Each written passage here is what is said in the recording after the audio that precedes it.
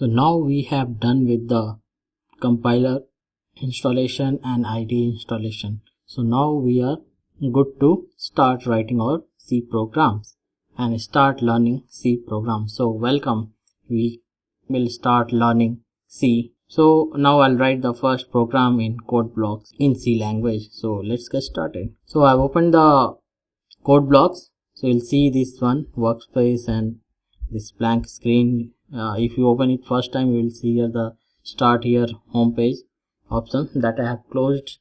So I'll go to the file, new, and I'll create an empty file.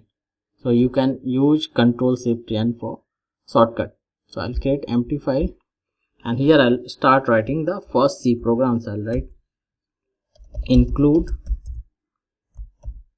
stdio.h. If you are not familiar with the C, no worries, we will be explaining everything. I'll explain everything in detail. So right now the first thing, when we start writing C program, we start with #include and then we write the stdio.h. So I'll tell you in the later subsequent tutorials what is this and why we need to write this line #include stdio.h. For now you just know that this is the preprocessor that we need to include in every C program to run. So this is the preprocessor which every C program needs to run. Preprocessors, it will just convert our program into the machine instructions. So in the next subsequent tutorial we will be discussing in more details. So the first line is include stdio.h. stdio is standard input output.h. h means header file. So this is the header file which we are including for our C program. The next one is I'll be writing int main. So what is this int? Int is a data type, and main, this is the main, and when you open and close the bracket, it will become a function in C. So this is the main function in C, and this integer is a data type.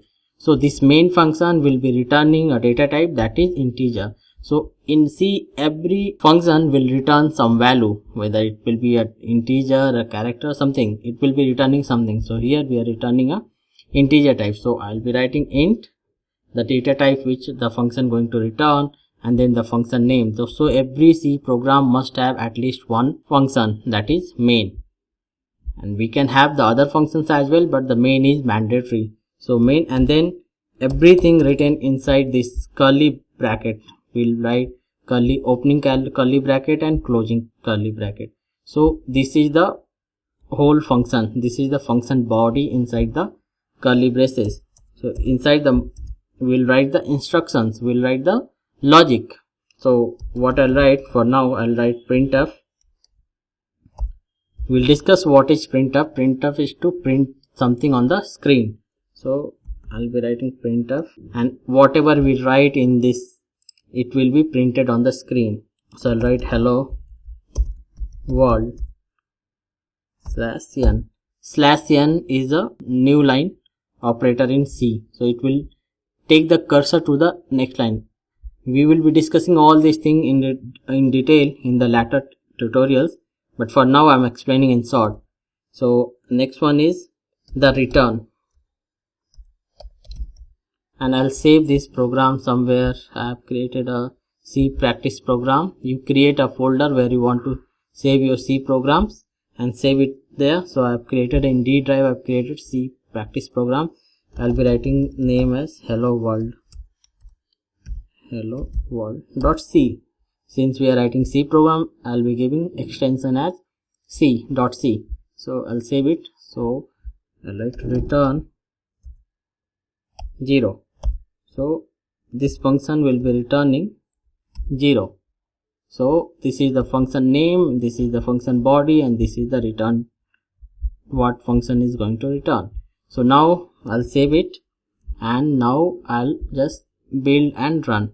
So when you build it, and I'll go to the folder.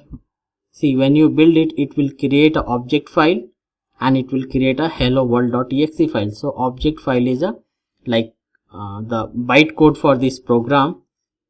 like so that machine will understand this file. It will be written in the bytecode, and then hello.exe is the our executable file which we can run.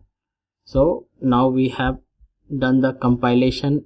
Now I want to run this, so I can go, you can use a shortcut Control F10. So when you run, you will see this pop up and it is saying hello world. See, hello world is printed here, and then if you put anything, any character, any key on the keyboard, it will go. So this is the way we can run the C program. So here it is printing hello world on the screen. So now we have the basic idea of how C program looks like and what are the basic construct of the C program. We are good to start with the other C concept. So in the next section we will be learning more and more about C.